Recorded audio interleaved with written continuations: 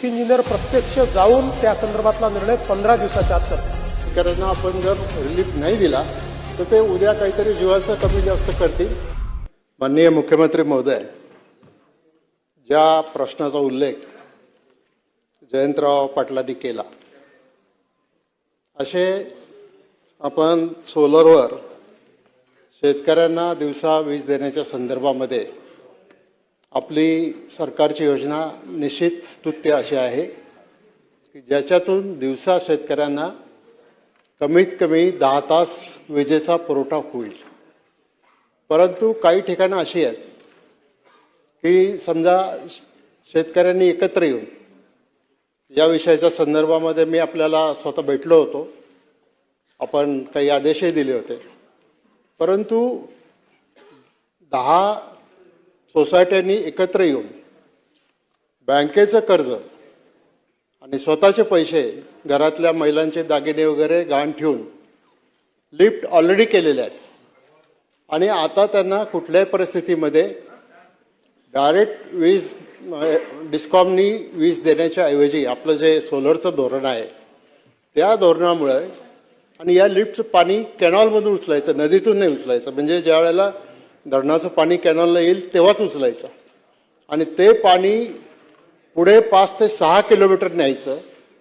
आपले सुप्रिंटेंडिंग इंजिनियर यांनी स्वतः जागेवर जाऊन पाहिलं, सोलरची सिस्टीम पण लावून पाहिली, परंतु ते पाणी काही ज्या फोर्सने मिळायला पाहिजे ते मिळत नाही.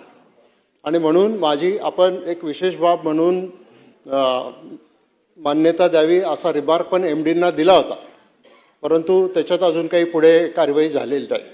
तर माझी आपल्याला अशी विनंती आहे की जे शेतकरी, समजा माझ्या तालुक्यातलं मतदारसंघातलं धामणी एक गाव आहे, त्या गावामध्ये या सगळ्या शेतकऱ्यांनी अशा प्रकारच्या लिफ्ट केल्यात, बँकेचं व्याज चालू आहे, दुष्काळी पट्टा आहे, उत्पन्नाचं काही साधन नाही आणि त्यांच्यासमोर एकच पर्याय असा आहे की थेट वीज त्या ठिकाणी मिळाली पाहिजे. सोलरमुळं तिथं यश मिळणार नाही. तर आपण ज्याचा उल्लेख केला, अशा काही जर योजना असतील तर त्यांना नक्की विशेष बाब म्हणून मान्यता देण्यात येईल. तर मला असं वाटतं की आपण राज्यात हा निर्णय घ्याच, कारण खाली काय होतंय, आपली सोलर पॉलिसी असल्यामुळं थेट कनेक्शन द्यायला खालचे अधिकारी घाबरतात. ते म्हणतात आम्ही सस्पेंड होऊ, AC आले नाही, आता राज्याची पॉलिसी, आता हेच करायला पाहिजे. एवढी गुंतवणूक करून पडलेली आहे आणि अशा गुंतवणुकीमध्ये मार्ग काढून त्या शेतकऱ्यांना आपण जर रिलीफ नाही दिला तर ते उद्या काहीतरी जीवाचं कमी जास्त करतील. त्यामुळं माझी आपल्याला विनंती आहे की अशा केसेसमध्ये आपण स्पेशल केस म्हणून किंवा एक वेगळं धोरण घेऊन, कारण आता कॅनलला पाणी आहे, आपलं जेव्हा कनेक्शन मिळेल तेव्हा कॅनलचं पाणी संपलेलं असेल, तोपर्यंत त्यांची सगळी पिकं जळून गेलेली असतील. म्हणून माझी आपल्याला विनंती आहे की आपण या केसमध्ये निश्चित प्रकारे विचार करून त्या शेतकऱ्यांना न्याय मिळवून द्यावा, अशी माझी आपल्याला पुन्हा एकदा विनंती. माननीय वळसे पाटील साहेब, आम्ही जे कॅनल्सवरही पंप लावले सोलरचे ते नीट चाललेले आहेत, काही अडचण नाही. तथापि आपण जो विषय या ठिकाणी सांगितलेला आहे तिथे चीफ इंजिनियर प्रत्यक्ष जाऊन त्या संदर्भातला निर्णय 15 दिवसाच्या आत करतील. चीफ इंजिनियर जागेवर जातील, पाहतील, निर्णय करतील.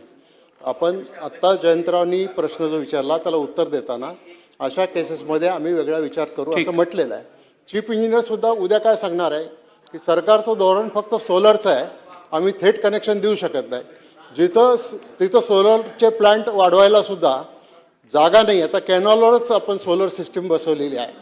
त्यामुळं अशा केसेसमध्ये आपण कुठल्याही परिस्थितीमध्ये त्या चीफ इंजिनियर अवलंबून राहण्यापेक्षा अशा प्रकारच्या सूचना आपण जर MDंना दिल्या किंवा खाली दिल्या तर त्याच्यातून मार्ग निघेल, नाहीतर मग मार्ग निघणार नाही. आपल्याला तशी विनंती आहे. मी आपल्याला म्हणजे वळसे पाटील साहेब, आपण तर माझ्यापेक्षा जास्त सिनियर आहात आणि सरकार कसं चालतं आपण जवळून बघितलंय.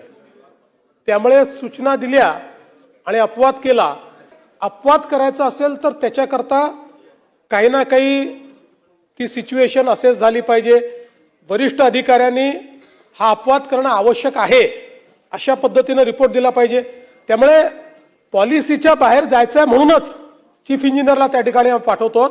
चीफ इंजिनियर जाऊन तिथे पॉलिसीच्या बाहेर जाण्यासारखी परिस्थिती इथे आहे असं सर्टिफाय करतील आणि त्यानंतर त्या संदर्भातला निर्णय आम्ही करू.